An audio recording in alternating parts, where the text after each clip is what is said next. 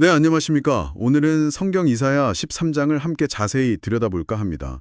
이게 고대 바벨론 제국에 대한 아주 엄중한 경고인데요.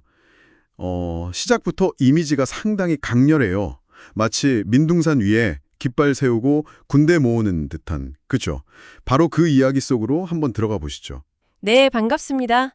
이사야 13장, 이게 단순히 뭐랄까 한 제국의 멸망 이야기, 이걸 넘어서는 것 같아요. 그런 거요? 네, 당시 최강대국이었던 바벨론을 향한 메시지니까 그 무게가 좀 다르죠.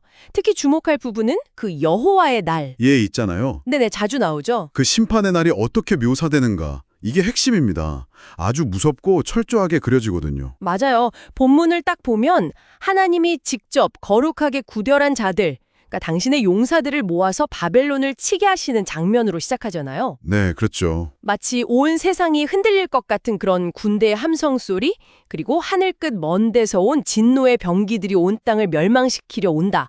이런 묘사가 아주 생생해요. 네, 그 진노의 병기라는 표현 자체도 굉장히 강력하죠. 그렇죠. 그리고 이 여호와의 날이 오면 사람들이 완전히 공포에 질려서 손에 힘이 쭉 빠지고 마음이 녹아내린다고. 해산하는 여인의 고통에 비유하기까지 하니까요. 아, 맞다. 그 정도로 극심한 두려움이라는 거죠. 네.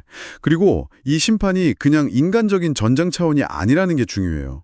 하늘의 별들이 빛을 잃어요. 해와 달까지도 어두워지고, 네, 하늘까지요. 네, 하늘이 진동하고 땅이 그 자리에서 흔들리는 그야말로 우주적인 재앙으로 그려집니다. 와, 스케일이 엄청나네요. 그렇죠.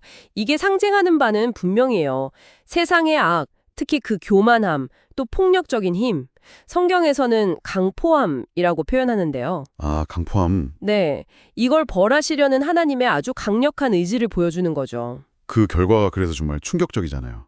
사람이 순금보다 더 희귀해진다. 심지어 오빌의 금보다도 더. 맞습니다. 이게 그만큼 철저하게 파괴되고 사람이 죽는다는 예고인데, 와, 이 표현이 역설적이면서도 심판의 강도를 확 느끼게 하네요. 사람이 금보다 귀해진다니. 그렇죠. 당시 인구가 얼마나 급감할지를 아주 극적으로 보여주는 표현이에요. 근데 여기서 또 생각해 볼 지점은 이 심판의 대상이 단순히 바벨론이라는 나라 하나가 아니라는 거예요. 아, 그래요? 네. 세상 전체의 악과 교만을 겨냥하고 있다는 뉘앙스가 있어요. 바벨론은 그 대표적인 상징으로 심판받는 셈이죠.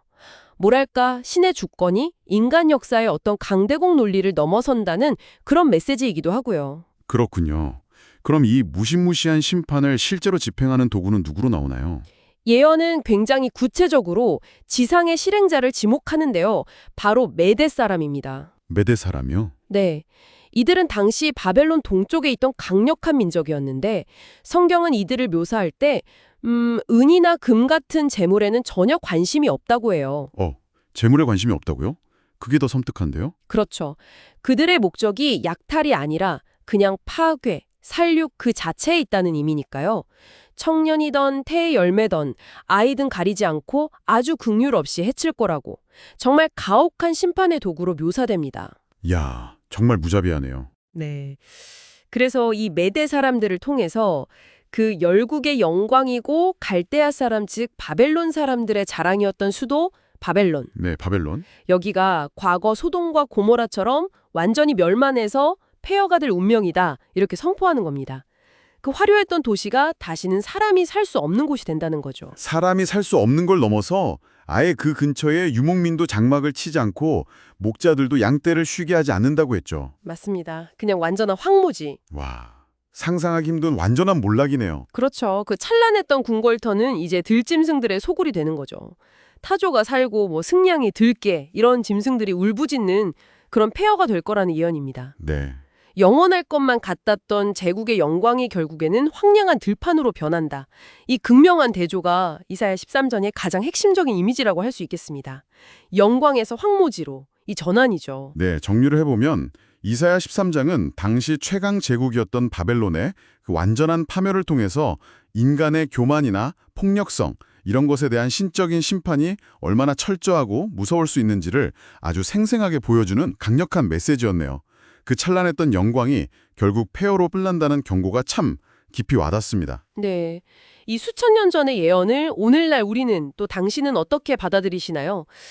영원할 것 같던 권력이라는 게 얼마나 허무한가?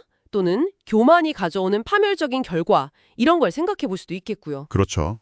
아니면 역사의 그 도도한 흐름 속에서 결국 어떤 형태로든 나타나는 정의의 심판 이런 주제도 떠올릴 수 있겠습니다. 시대를 초월해서 계속 반복되는 제국들의 흥망성쇠를 보면서 이 고대의 외침이 오늘 우리 사회나 개인의 삶에 던지는 질문은 뭘까? 네. 예를 들어서 절대적인 힘을 추구하려는 그런 경향 앞에서 우리는 어떤 성찰을 해야 할까?